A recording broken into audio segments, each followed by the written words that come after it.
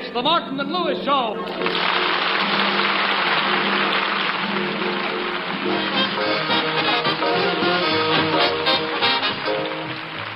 The National Broadcasting Company brings you, transcribed from Chicago, The Martin and Lewis Show, featuring Sheldon Leonard, Flo MacMichael, Dick Stabile and his orchestra, and starring Dean Martin and Jerry Lewis.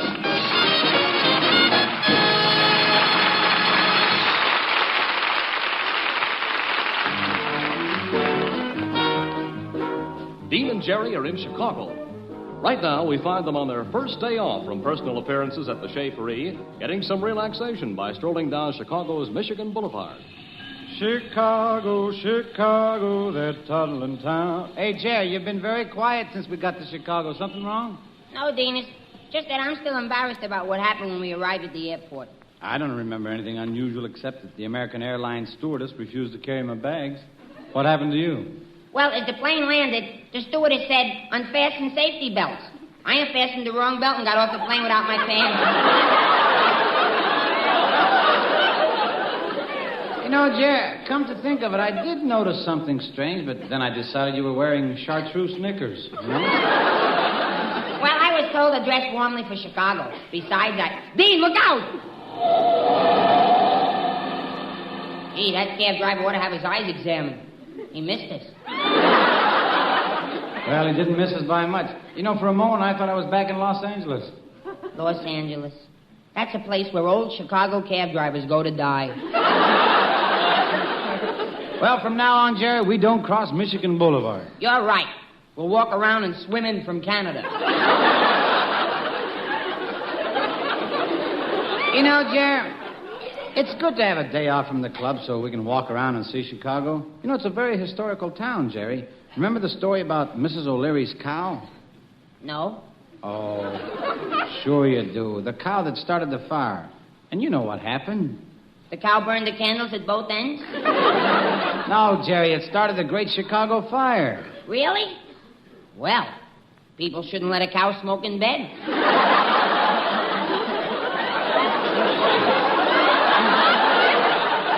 Jerry, I'm amazed at you. You're 23 years old now. Do you know what's going to become of you? Yeah, I'm going to become 24.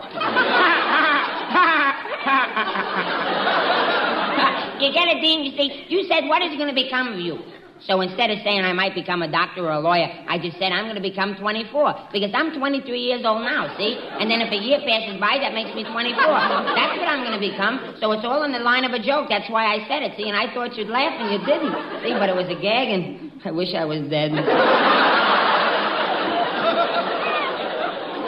Ah, come on. Let's go back to the hotel, Jerry.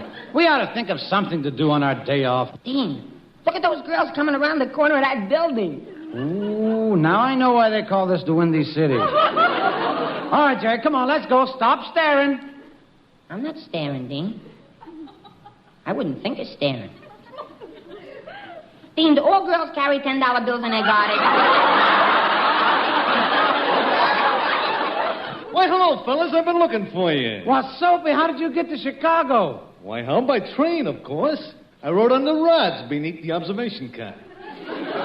Beneath the observation car? Well, Soapy, you don't have to travel like that. Oh, yeah, I do. You do, huh? My doctor said I should always be under observation.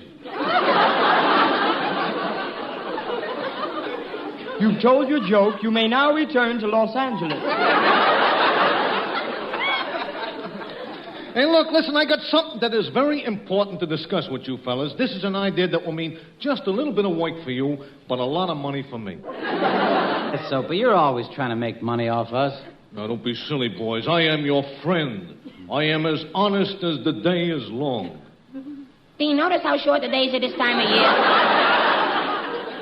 What proposition have you got for us this time, Soapy? I'll tell you, I want to be your agent. I will get you a job, and you guys will get 75%, and I will get 50%. Now, come on, wait a minute now. That adds up to 125%. How can it be? Don't let anybody tell you there's no inflation. He's right. He's right about inflation, Dean. Now, just the other day, I noticed that pickled pig's feet went from 22 cents a pound to 34 cents a pound. Not including a slight charge for pickled pig's feet wearing spats. Now, If the market continues to rise, it will affect every man, woman, and pig in America. And the day will come, mark my word, when it will be impossible to talk a pig into getting pickled.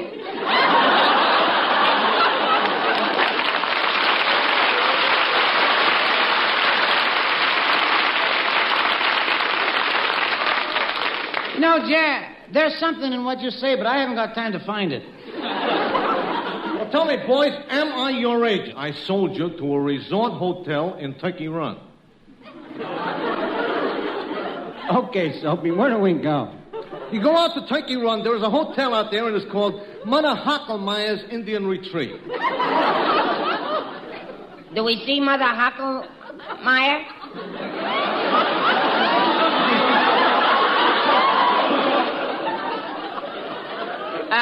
Do we see Mother Hockelmeyer? Well, no, you don't. Mother Hockelmeyer is really Joe Schlump. Now, there's one little thing that I better tell you. You see, they don't know that you are entertainers. I got you a maintenance job. What you're supposed to do, you go around killing bugs. Killing bugs? Uh-huh. What kind of a job is that? I'm afraid of bugs. Even a little mosquito frightens me. Why does a mosquito frighten you? Well, you see, I haven't been too well.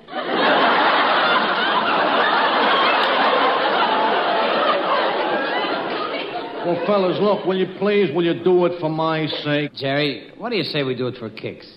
Now, how do we get to this place?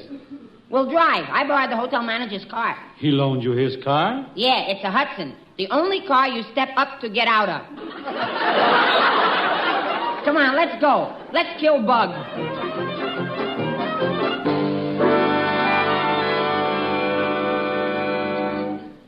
Oh, Sam, did the maintenance men Soapy Leonard recommended arrive? No, Mr. Schlump, but here comes a couple of fellows up the walk.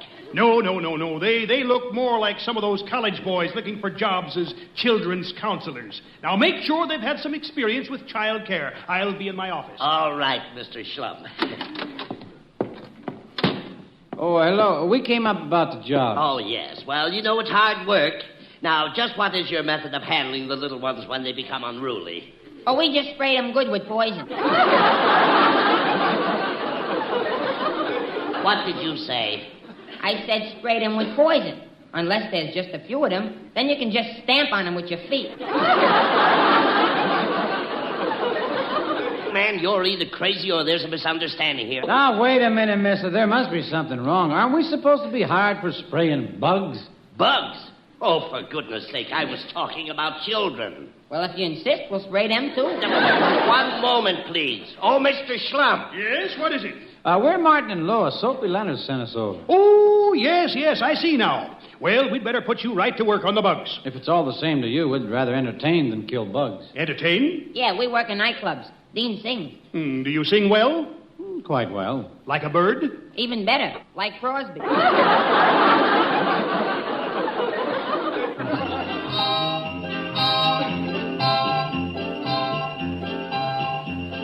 Jingle bells, jingle all the way. Oh, what fun it is to ride in a one-horse open sleigh. Jingle bells, jingle all the way. Oh, what fun it is to ride in a one-horse open sleigh.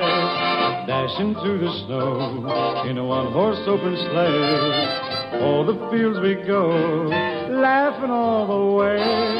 Bells and bobtail ring, making spirits bright. What fun it is to ride and sing the sleighing song tonight. Here in Chicago, the snow is snowing snow. The wind that blow up the streets of Chicago. Back in Hollywood, the sun is shining good. You take the sun, we'll take the snow. There's dough in Chicago. Jingle bells, oh, jingle all the way. Well, oh, what fun it is to ride in a one-horse open sleigh. Well, jingle bells, oh, jingle all the way. Oh, what fun it is to ride in a one-horse open sleigh.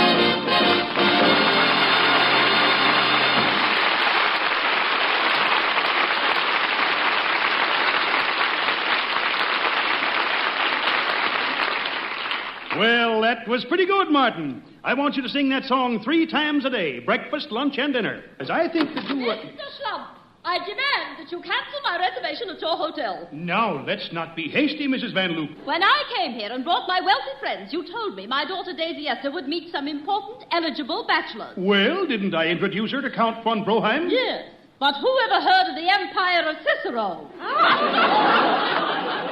I'm taking her away from this place immediately. Now, that's a shame, Mrs. Van Loop, especially when 2 new guests have arrived from Hollywood. This is Martin and Lewis, famous movie producers. Play along with me, boys. There's $100 apiece in this for you. Martin and Lewis. Now, where have I seen your faces before? Probably in front of our heads.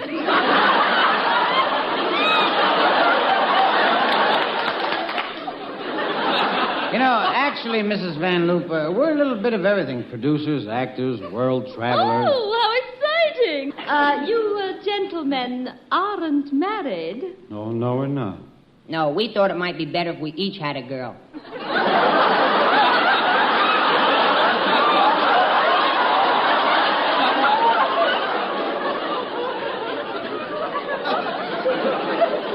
It just seems that we've met somewhere. Oh, perhaps we bumped into each other on the continent. Don't you just love Biarritz? Personally, I like Schlitz. It's fortunate that your daughter is here at the same time as Mr. Martin and Mr. Lewis, Mrs. Van Loop. I know she's interested in the stage and movies. You see, these gentlemen are very well-known producers. Really? Yeah. Really? Jerry, well, yes, Jerry and I produced quite a few good pictures. Oh, yes. You must have seen Everybody Does It. Oh, yes, I have. Did you produce that? No, but we're making another picture just like Everybody Does It. It's about a bashful young man, and it's called I Didn't.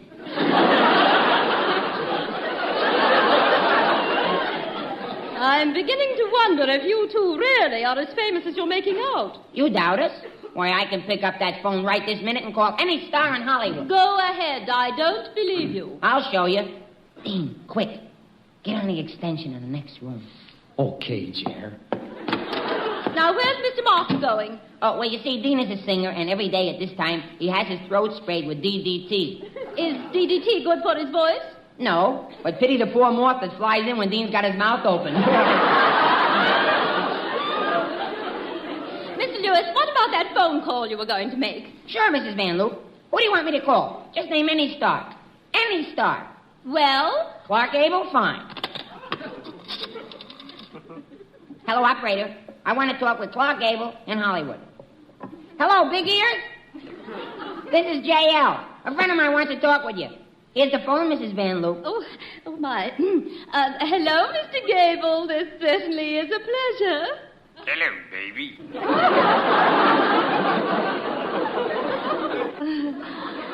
How are things in Hollywood? Hello, baby. I enjoyed your last picture. Hello, baby. Well, that's enough, Mrs. Van Loop. No, but you hardly let me talk. Clark has a beautiful voice. I know, but his vocabulary is pretty limited. I say, Mr. Lewis, you couldn't connect me with Charles Boyer, could you? Why, of course he can. If you say so. Hello, operator. Get me Charles Boyer in Hollywood. At the Beverly Wilshire. If he isn't there, try the Beverly Cosbar. Hello, Chuck. Jerry. I'm in Chicago. The Ambassador East. The pump room. Pump room. After dinner, they pump your wallet.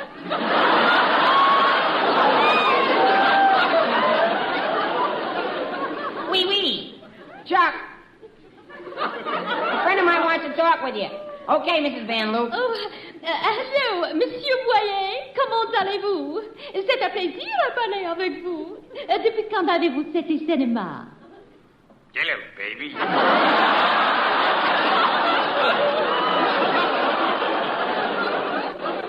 Sounds just like Clark Gable. Sure, Gable and Boyer talk the same because they both have the same English coach. Who? Sam Goldwyn. Let's not bother Mr. Boyer anymore. So long, Chuck. I'll be seeing you. And when I do, remind us to work on some new impersonations. Well, Mrs. Van Loop, do you still want to cancel your reservation? Heavens, no, Mr. Mr. Schlump, I'd like very much to have my daughter Daisy Esther meet these two charming chaps. May I borrow them for a while? Of course you can borrow them. Keep them as long as you want. But you better return us after 2 weeks or it'll cost you 2 cents a day. Oh, you dear boy. Goodbye, Mr. Schlump. Come on, boys. Coming, Mrs. Van Duke. Really, I'm so thrilled, you know. It's wonderful that Daisy Esther's going to meet you wonderful boys. You know, I left her somewhere in the lobby. Oh, yes, there she is. Oh, Daisy Esther. Here, dear. She's a little thin, isn't she? No, only from the front and the side. Mrs. Van Loop, aren't you afraid to let her walk out in the street? No, why should I be? Somebody's liable to slap a stamp on her and mail her. Hello, dear. Daisy Esther. Say hello to Mr. Martin and Mr. Lewis. Hello, Daisy Esther. Hello, Daisy Esther. Hello. What takes you so long to say hello? I get bushed from over-exercising. Well, what did you do that was so strenuous? I walked across the room. Why should that tire you? The wind was against me. Is that all you have to say to these eligible gentlemen, dear? I accept. You accept what? Whatever you want to ask me. You see, I don't go out much. Oh, Daisy Esther's only joking. Why, every boy in town's trying to put a ring on her finger. So what happens? The ring keeps slipping up her arm? I like you. Why? Because I'm handsome? No, because you're skinny like me. Skinny? That's a lie. I am not skinny. I'm big, full-chested, and I'm a Samson. I'm so strong, many is the time I've picked up trees with my bare hands. Sometimes I even picked up the shoes.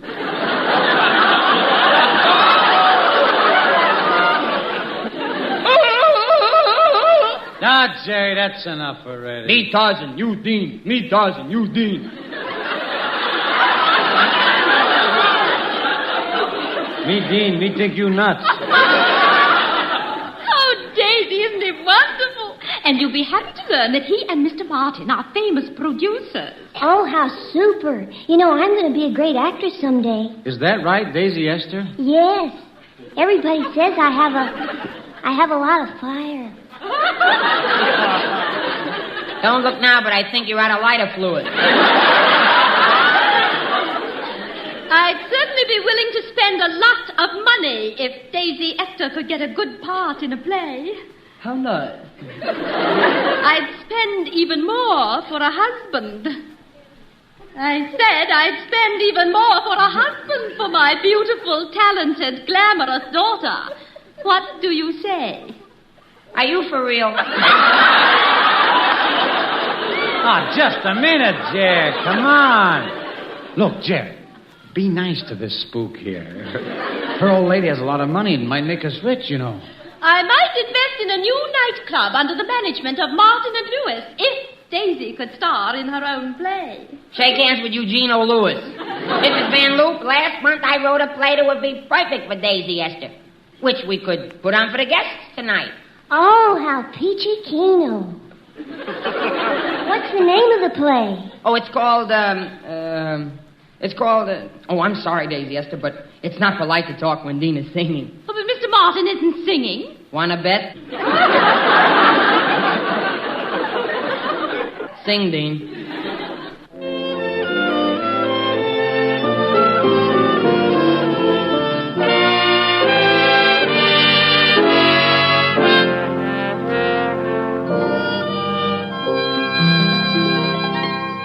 Don't cry, Joe. Let her go, let her go, let her go. Don't cry, Joe. Let her go, let her go, let her go. You've got to realize this is the wind-up. You're gonna feel much better once you've made your mind up. Don't cry, Joe. Let her go, let her go, let her go.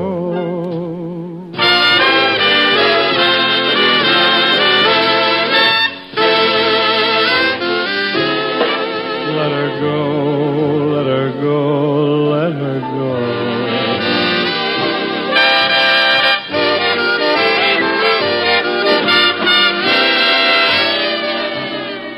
Let her go, let her go, let her go. You've got to realize this is the wind-up. You're gonna feel much better once you've made your mind up. Don't cry, Joe. Let her go. Let her go, let her go. Just find another love and let her go.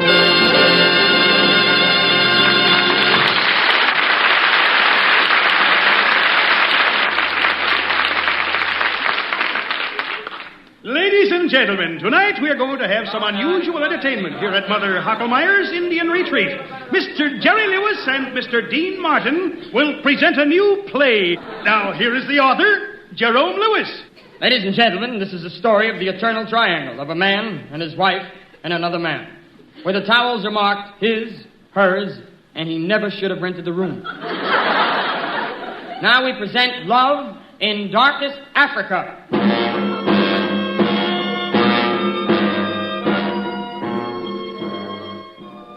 Mr. Lewis, what part do I play? Oh, yes, Daisy, you play the part of a woman. Oh, I'll try to live up to it.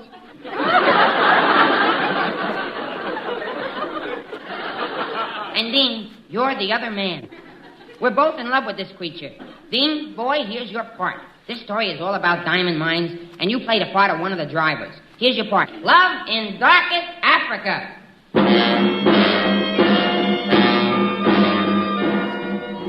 Africa, the dark continent. Africa, the home of the famous Kimberley diamond mines. Africa with its great white princesses.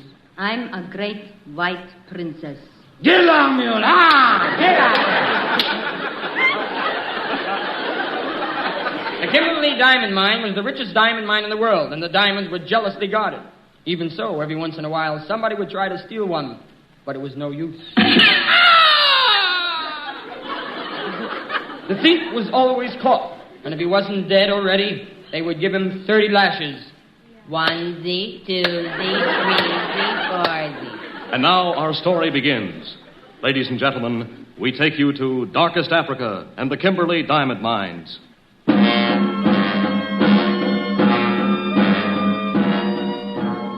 My name is Jim Kimberley. I own diamond mines. I love old, precious diamonds. But there is something I love that's even more precious than diamonds, and older, too. My wife, Nellie. I'm his wife, Nellie. He thinks I'm faithful to him, but I ain't. Yes, sir. My wife, Nellie, is my proudest possession. Bought her at a fire sale down in Cape Town. I ain't in love with Jim Kimberley. I'm in love with Rod Marvin, the foreman. I'm nuts about Rod. Rod loves me madly, violently, passionately. He is what I call a hot rod. Well, I love you, Nellie, and I have a plan to kill your husband and seize control of the diamond mine. But how will you kill my husband? He's so suspicious. If you stabbed him with a knife, he'd suspect that something was up. Oh, you child, you dear, precious child. I'll simply use voodoo on your husband, and he'll waste away to nothing. He'll lose several pounds each day until he weighs nothing. You see if I'm right. A few months later, I came into the house and found my husband writing in his diary. Monday, December 8th. Dear Diary, today I only weigh 2 pounds. My doctor says it's nothing serious. He says I should have more iron.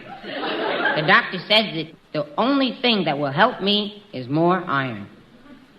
Tuesday, December 9th. Ate my erector set.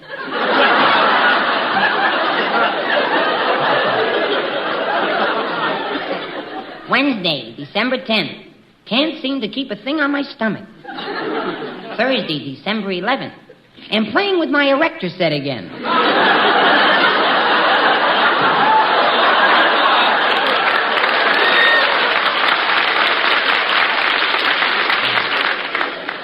Friday, December 12th. Fish Day. I have to be careful. Last Friday, a fish almost ate me. Hello, Jim, darling. Writing in your diary? Oh, hello, Nellie, dear. Darling, you're working so hard. You must rest. It was only last week when the cannibals captured you and tried to cook you. Yeah. Lucky for me, they were a poor tribe that didn't have a pot. I'll get it. Unga bunga linga, Wu-Tang, Rap Gob, Igawak, Ugh, Rublang. Ava Gardner. Who was that? That was Hollywood calling. I just want another elephant. Gosh, my keychain is getting so bulky. Well, I must leave now. There's a little trouble at the mine. What kind of trouble? Some of the diamonds are coming up Stamp Woolworth. I'll be right back, dear. Oh, Rod, it's you. Yeah, darling, I've come to whisk you away. We can't wait any longer. Come on out the window. Me first. Now you. Now we're alone at last. Who was that? It's me, Dean. I'm on the wrong page.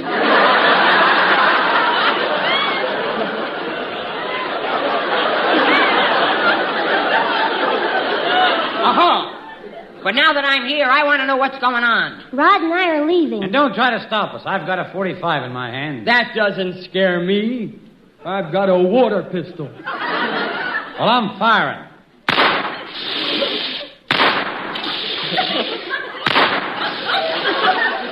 How do you expect to kill me with a water pistol? The water will take the curl out of your hair and you'll die of pericomo.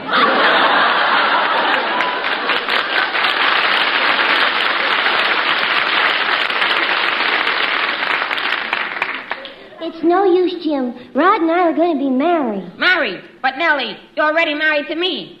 I'm your 2-pound husband. We're going to take care of that, Jerome Kimberly. No, you're not. You see what I have in my hand? A poison dart gun. It's aimed right at your heart, Rod Marvin. No. Don't blow smoke.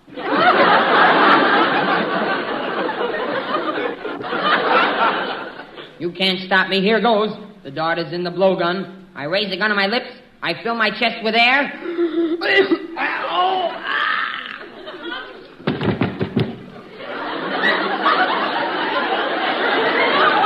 Well, the poor fool, he inhaled the dart. Wait. He's trying to say something. Let's hear his last words. Jim, what are you trying to say? I made a boo-boo. Oh, no. Come on, Jerry. Good night, everybody. See you next week, folks. Bye. Love and kisses.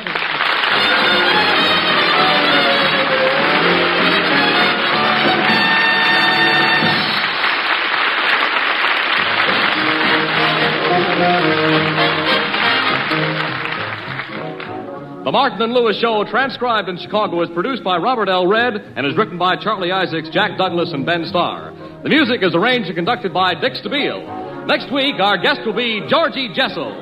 Martin and Lewis are currently appearing in Chicago at the Chez Paris. This is Charles Martin saying good night for the Martin and Lewis Show. What's on NBC tonight? A new personality has joined the NBC parade of stars, none other than lovely Mindy Carson. Hear the most refreshing young singing star of the year when Mindy Carson sings tonight on NBC. Stay tuned for the Dave Garroway Show on NBC.